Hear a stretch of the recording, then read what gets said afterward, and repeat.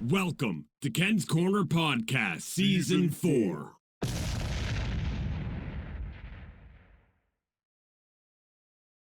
Welcome to Ken's Korner Maple Leaf fan panel. Oh, well, almost a Maple Leaf fan panel. We do have a special guest from Tampa Bay, Frank Abbondandolo. Frank, welcome to our show. We also have Joe Moyer, our regular host for Sports Timeout. He's joining us here today after our successful one that we actually had George as our guest along with Paul Henny Hendrick. That was a great show, guys. Welcome to the show, Joe. Glad to be here, boys. Good to see you. And now we're going to get a roll call from Thunder Bay. JT, how are you doing today, JT?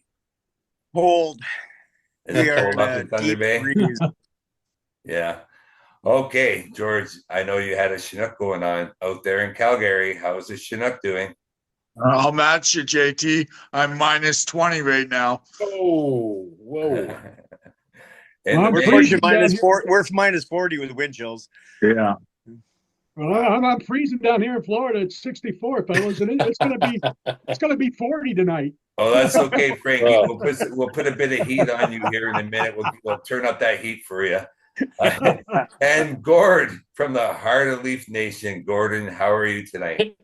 Having a good day. It was a good night last night. Let's leave it at that for now. Yeah, I got a lot of things to throw out there to discuss from these last two games because you know what? After that first period, I don't know about you guys, but I was cursing and throwing my controller at the TV. I know Tampa Bay was doing a little bit better yesterday with that 5-1 win, but Frankie, guess what? You're one win away on my end from buying me a hamburger this summer. How are you feeling about that, Frank? That'll be it. We had this little friendly bet going, the best 2 out of 3 because they were matched up 3 times this season, and you have a 1-0 lead on me, but we'll see what happens tomorrow night, Ken. We'll see what happens. Well, you have some interesting stats. Do you want to throw a few at us? Well, I just want to say you guys have played 4 more games than we have so far. All right. So the difference in scoring now is you guys have 60 points to our 53. So we're only 7 points behind you, and you played 4 more games than we have. So, I wouldn't be – and now if you want to talk about goals for – all right, so the Lightning have 162, and you guys only have 147, so that's a 15-goal advantage for us in 4 less games. In 4 less games, fellas. Okay. What's your goals against? I do want to point out. Well, the goals against 134 to 123, we have 11 less, but we played 4 fewer games, so there's really not much you can read in. Yeah. Frank, I do want to point out we hold the league lead in back-to-back games, and unfortunately, we played most of them already this year. So yes, you're right. We do have a few more, but that means you guys need to win those games that you have in hand, and that puts a little pressure on your team, not ours. We're already past those games. JT, do you want to answer to what Frank is saying? Well, I think your team is not too bad, not too good. That's my bottom line on Tampa. You have good colors. Jerseys look really nice. A little bit of a wrong symbol on the front of it. But other than that, I hate to say it, but you're buying Ken a burger, buddy. Well, we'll see about that. It's undecided. It is undecided. I don't cook that burger till it's in my hands. So, Frankie's taking a liking to the Oakville Harveys. Anyone else want to make a bet and want to join me there? George, how about you? Oh, yeah, I was going to say it's a 5-2 win for the Leafs, and I'm looking for a burger too. 5-2. You're going to say 5-2 tomorrow night? Yeah. I don't know. I might want a little bit of that action. We'll have to see about that. Well, Frankie, this is what George told me off the record. George told me that if in fact he lost this bet, he would fly all the way to Tampa Bay to buy that burger. But hey, you're flying to Calgary if you lose. How about that one there? Yeah, I don't know, man. It may be a little bit. That's a little far. Toronto, I'm up near you every year, so that's an easy give. To go out to the west coast of Canada, oh Lord. Yeah. Joe, let's talk about these last 2 games. Wow. 5 straight wins, 3 straight losses. And guess what? I just didn't want to do this sports timeout without getting this game against Montreal behind us. We had a little bit more to talk about. And that's why we've been a little sick, both Joe and I, passing back colds on the radio. But let's talk about this last 2 games in your feelings. I know you weren't feeling too damn good about Riley or anyone last night in that first period. Let's talk about this, Joe. Well, instead of talking about games we've won, why don't we talk about periods? Because this team rarely plays 3 full solid periods. And the first period last night, you guys probably heard me out in Calgary screaming. I was so pissed off watching that debacle. And I was texting poor Ken about getting Timmins and Riley. Please just both get hurt so they can get off the ice, because they're absolutely both brutal, in my opinion. If it wasn't for Joseph Wall, would have been a different story. It could have been 4 or 5-0 early on, and that would have been lights out. But this team has a habit of not starting well. And Ken, and you and I have talked about it. There are first periods where they just look absolutely lost, and they're getting outshot sometimes 15-1. We've seen it a lot of times. And then they come out in the second and third period, obviously with their arses reamed a little bit, and they all of a sudden start playing. And then when they want to turn it on, they turn it on, and they do what they did last night and score 7 straight. So go figure. Yeah. Gord, how you doing, sir? Okay, you must have heard the other day, William Nylander, he got roasted for this. He said 3 straight losses, no big deal. And what did he do? He came out. Do you think he answered behind that? Do you think he silenced his critics? How do you think William Nylander has played since that statement? Well, I think that statement to him was they weren't in the locker room. They weren't bothered by the 3 straight losses. Personally, I think they all needed a wake-up call. Like Joe said, they haven't played 3 solid periods of hockey, and I can't even tell you how long. That the game last night in Montreal, I'm not sure what Toronto fan wasn't throwing their converter or something at the TV saying, "What are you doing?" And then my assumption is they went into the locker room after Wi-Fi there, decided he was going to point at the score. And Berube said, "Okay, I don't know which one of you I'm taking outside for a beating first, but whoever it is better step it up." And they come out in the second period, and 40 seconds in, Nylander says, "You know what? I'm just going to take this and I'm going to put it in the back of the net for something to do." Well, I think that was what did Montreal in, because from there on in, Toronto pretty much danced circles around them. I mean, OEL scoring, what a goal. That was honestly coming from the defense core as of late. I don't even know what's going on with that defense core. They can shoot the puck, yeah, but they're shooting from 50 feet away. Thank you. George, you're next.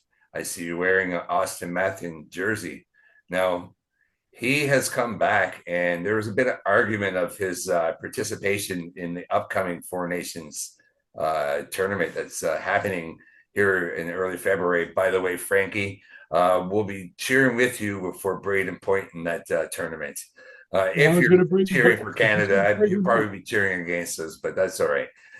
George, let's talk about the impact that Matthews has had since his comeback, especially now that John Tavares is week to week. Well, Paul was saying on the last podcast we did that he was hoping he doesn't want Matthews to play. And at first I was thinking, well, I would like Matthews to play so that he gets some practice, gets some ice time, since he had been out so much.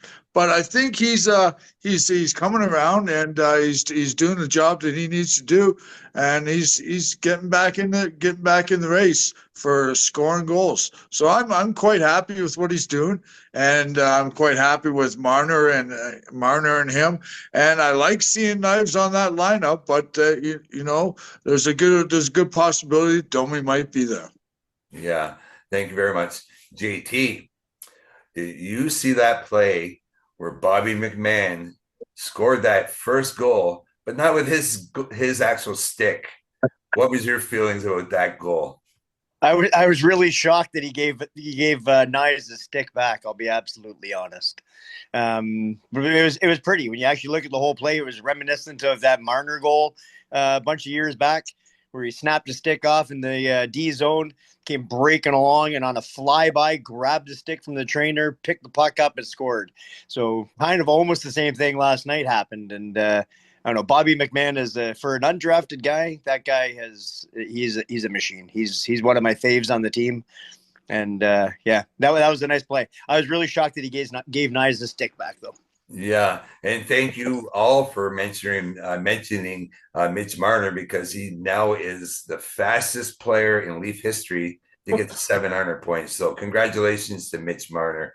Oh, by the way, George, on the Austin Matthews front, did you realize that was his first ever shorthanded goal? Now that's a feat, and all the goals that Austin Matthews has scored in this NHL, that is his first shorthanded. So that's something right there.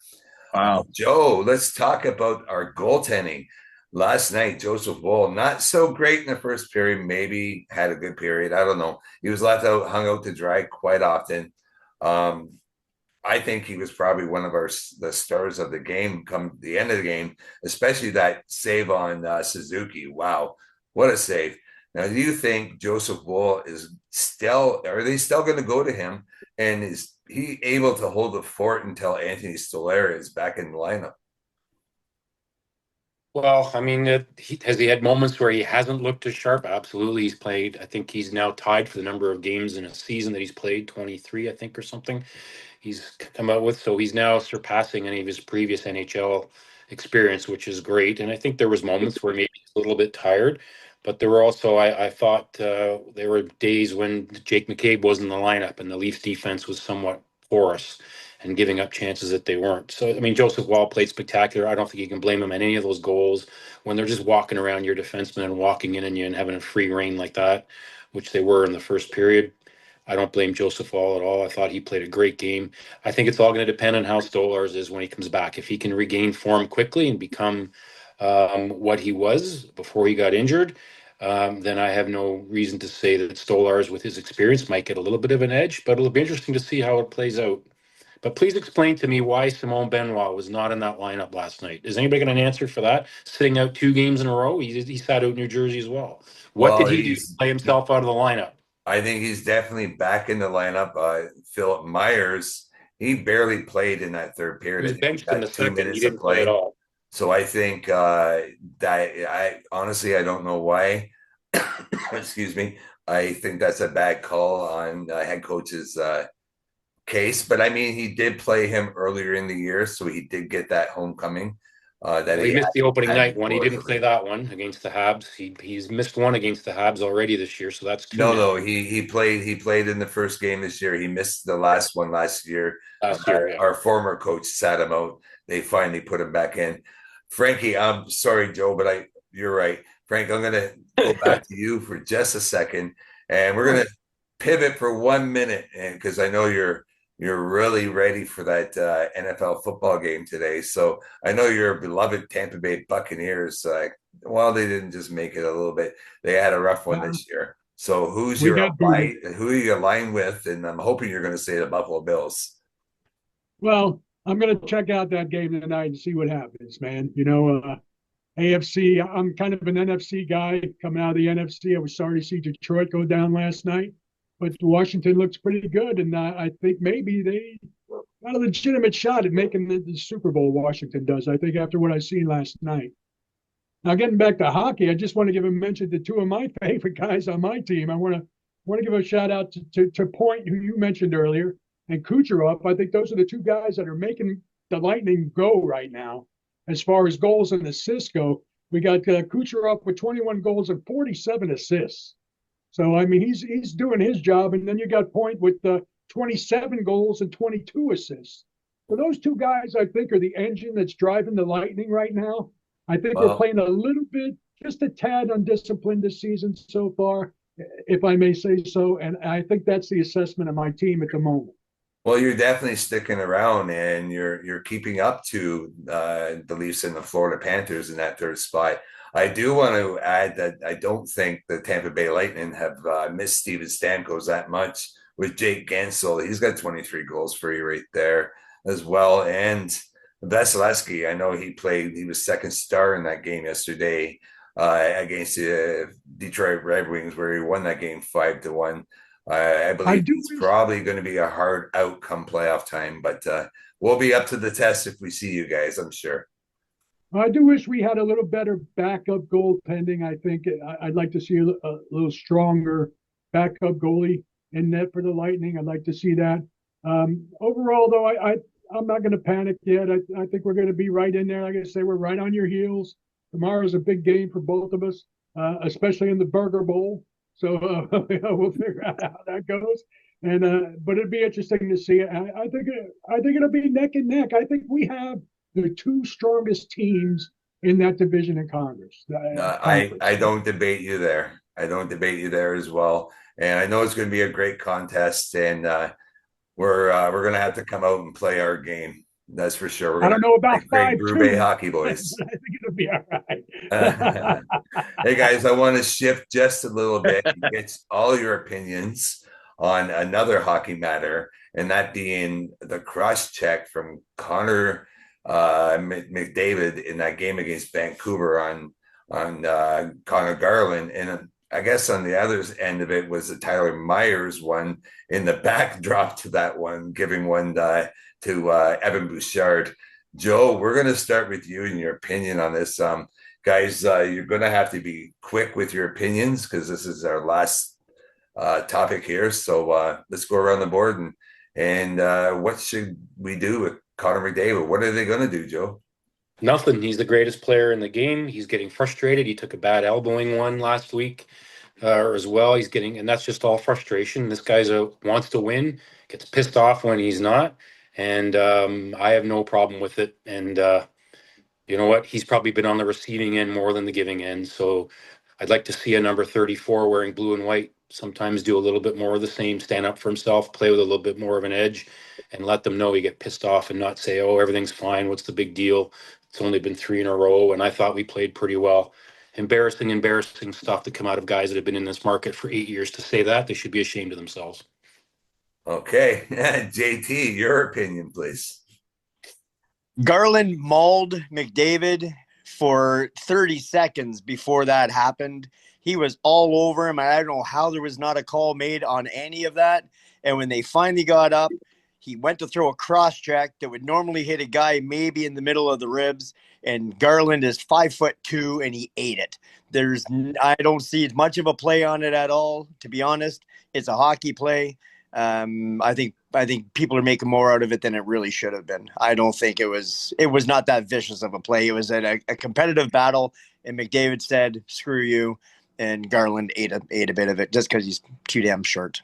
Okay, My opinion. George, I feel that both these men aren't against suspending McDavid, but just a couple of years ago, I want to point this out to the last two guys. They're going to have our opinion here before we start with Frank's game time prediction for tomorrow.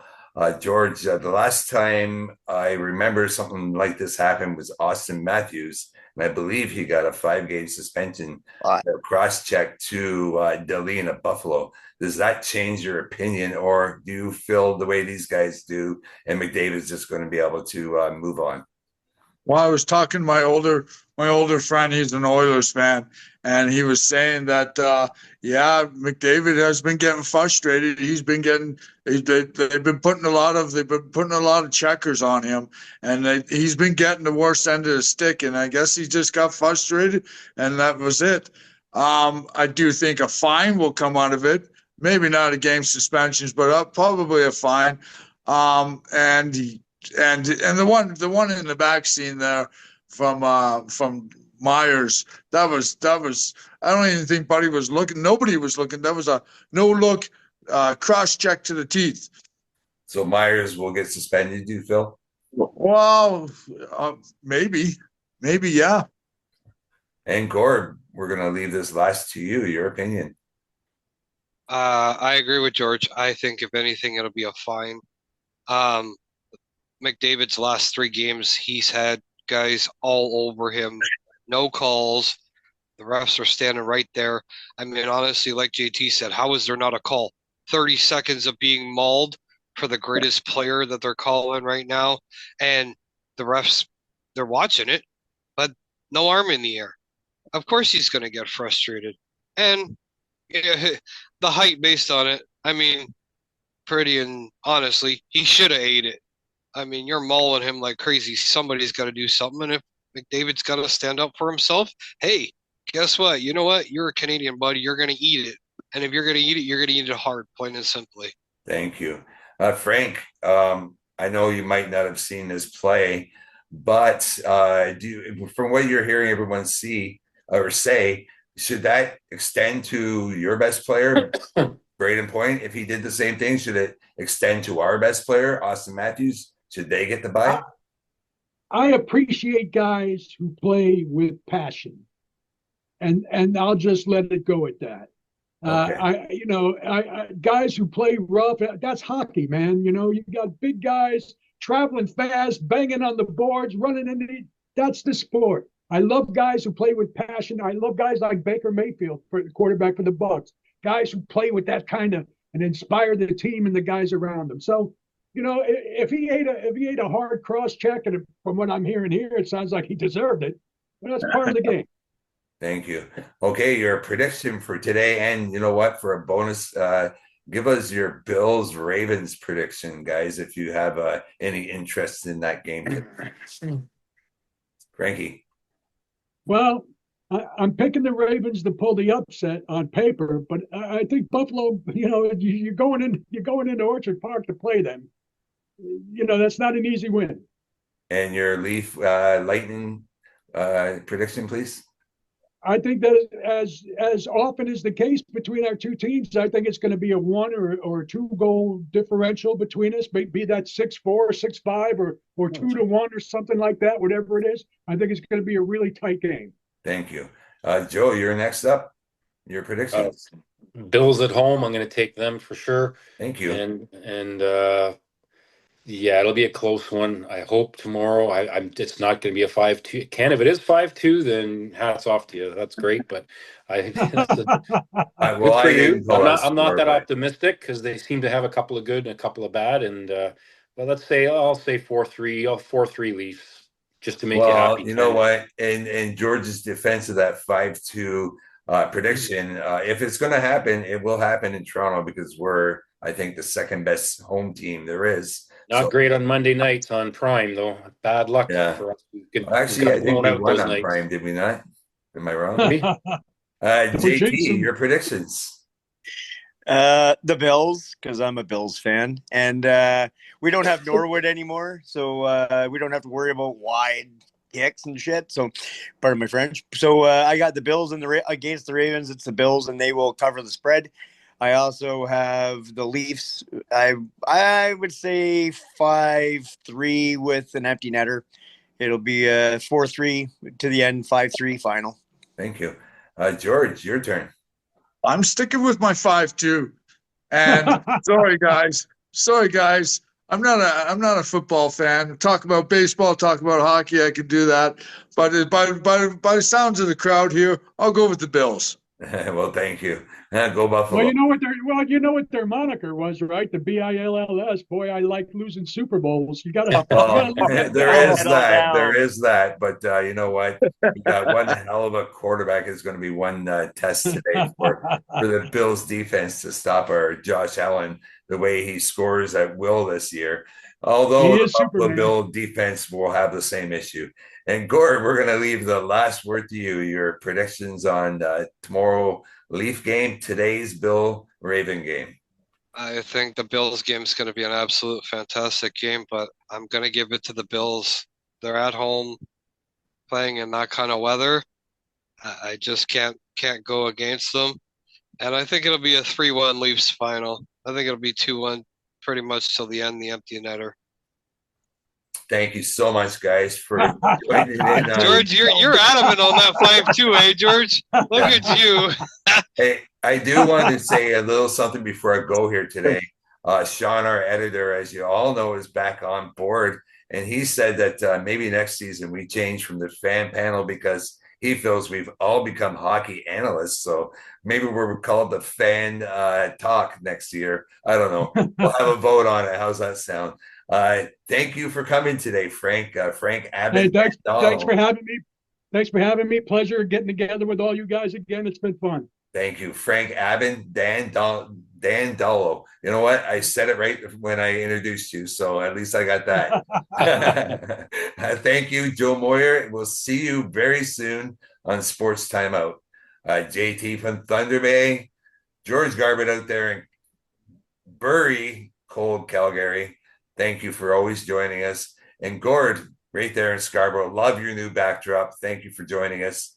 And, Thank you, guys. Have a good one, guys. Thanks, Good guys. to see you guys. You're all doing Stay great. warm. We'll see you all next week. 5-2, 5-2. 5-2, boys. Have another drink. Have another Go one. Bills, go Leafs. Go Bills, go Leafs. Yep.